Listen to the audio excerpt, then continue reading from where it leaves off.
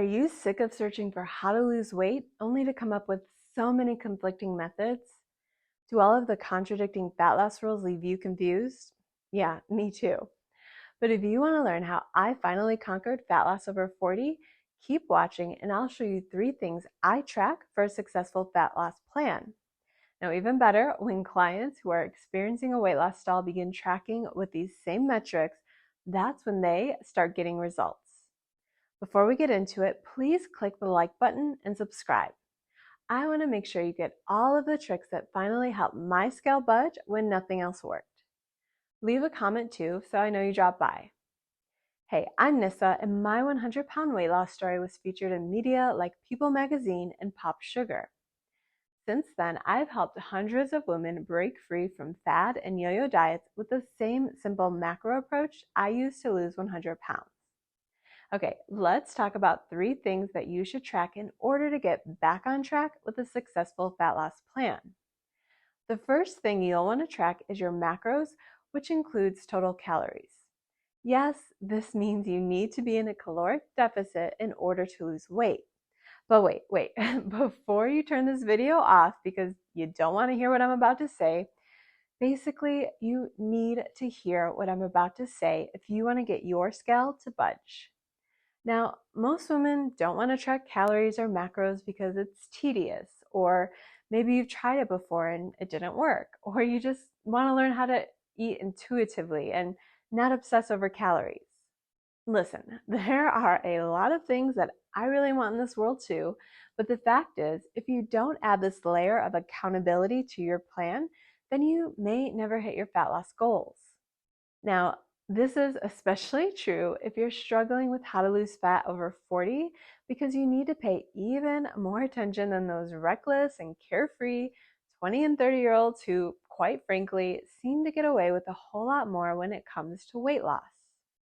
The truth is, a fat loss diet does come down to calories in versus calories out. Even more so, you need to be eating the right calories, aka the right macros, in order to have a sustainable fat loss plan. And tracking macros isn't really as hard as everyone makes it out to be. I mean, sure, it might take a few extra minutes when you're first getting into the swing of things, but eventually tracking what you eat, it only takes less than 1 or 2 minutes for each meal or snack that you track. To get started, all you have to do is grab a macro tracking app like Chronometer and then track every last nibble, bite, and lick you put into your mouth. And I say every last nibble, bite, and lick because this is how you track food accurately, especially since all of those nibbles, bites, and licks can add up to hundreds of calories each day. And for most of us gals of a particular age, hundreds of calories per day does add up to a big fat weight loss stall. I have been there, I have done that, I have all of the extra large t-shirts to prove it. The good news is, even if you're not 100% perfect with tracking what you eat, even just the act of logging your food can actually help you get closer to your goal. And the reason for this is because you are going to become more particular about what you're putting into your mouth if you know that you have to log it before you eat it. So basically, logging your food, it is holding you accountable to the plan that you committed to. And yes, you should log everything before you eat it, so that way there are no calorie bomb surprises waiting for you if you wait to track something until after you eat it. Also, you need to keep in mind, while macro calculators are a great place to start, you have to remember that they really are just an estimate. Online calculators can help you figure out the approximate macros that will help you lose weight, but you still may need to analyze what you track over a few weeks in order to tighten up your progress. Now, if after a few weeks you're not where you want to be, well, now you have a whole lot of data to analyze in order to make the necessary changes to your plan. Okay, the second thing that you want to track for your ultimate fat loss plan that works consistently is how many steps you take every single day. Now, we already talked about weight loss 101, calories in versus calories out, right? But one thing that you didn't learn in that beginner's course is whenever you eat less calories in order to lose weight, your body's natural response is to actually move less throughout the day. Now, this throws the whole calories in versus calories out equation on its head since your sneaky body purposely conserves energy in an effort to fight off your fat loss attempts. That's one reason some people find tracking calories doesn't work, because they don't move as much as they did before starting their diet. Now, when you eat less, but you also burn less calories as a countermeasure to fat loss, that means even lowering your calories to what you perceive to be a deficit, it actually may not be a deficit for you. That's what makes tracking your daily step count so important. If you track and you find that maybe you were taking 5,000 to 6,000 steps per day before you started monitoring your calories, but then after you dropped into a deficit, maybe your activity dips to only 1,000 to 2,000 steps per day. Well, you could have just zeroed out the entire calorie deficit that you thought you created. What this boils down to is no fat loss for you. Plus, even if you are taking 4,000 to 5,000 steps for weight loss, keep in mind that anything under 5,000 steps is actually still considered sedentary. And some studies show that sedentary people don't tend to keep the weight they lose off long term. So that's why tracking daily steps is so important. Getting more activity gives your initial calorie deficit a boost, which means you'll be on the right track to sustainable fat loss at last. Now, even better, walking for weight loss not only boosts your calories out, but it can also act as an appetite suppressant. So not only will you be moving more, but you may also end up eating less without even really thinking about it. Now, while there are a ton more health benefits to adding more movement into your day, these are just a few big wins that you'll get when you start tracking your steps. And these days, smartwatches like this beauty makes tracking your daily steps so easy. But even if you don't have a fancy smartwatch, I'll bet you at least have a smartphone. And there are plenty of step counting apps to choose from to help you monitor your progress. Just make sure you're taking your phone with you so it can track your steps. Okay, the third thing that my clients track for a successful fat loss plan is their weekly weight average. In all of my extensive years of dieting, I have found that stepping on the scale daily and then comparing your week-to-week average really is the best way to track weight loss. Now, if you're stepping on the scale only one time each week, like is typical, and you are hoping for some big losses, this is a strategy that can leave you feeling disappointed after those first few weeks.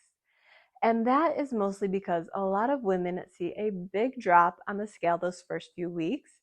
And as much as I would love to tell you that your plan is doing what it's supposed to do, the sad truth is a lot of the weight loss at the beginning is mostly water weight. This is especially true if you are following a low-carb plan like keto or even some versions of intermittent fasting.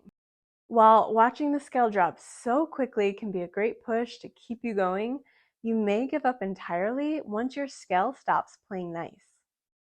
Tracking your daily weight and then averaging gains or losses each week is more helpful because, number one, a daily weigh-in is going to hold you accountable.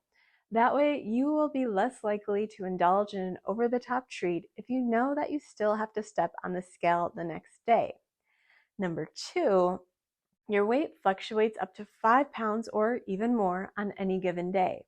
Now, it's important to realize that fluctuation, it's not typically fat loss or fat gain. It's mostly water weight or other bodily functions that aren't directly related to fat loss. So now that you understand that your weight constantly fluctuates, let's go back to the scenario that you only step on the scale one time each week.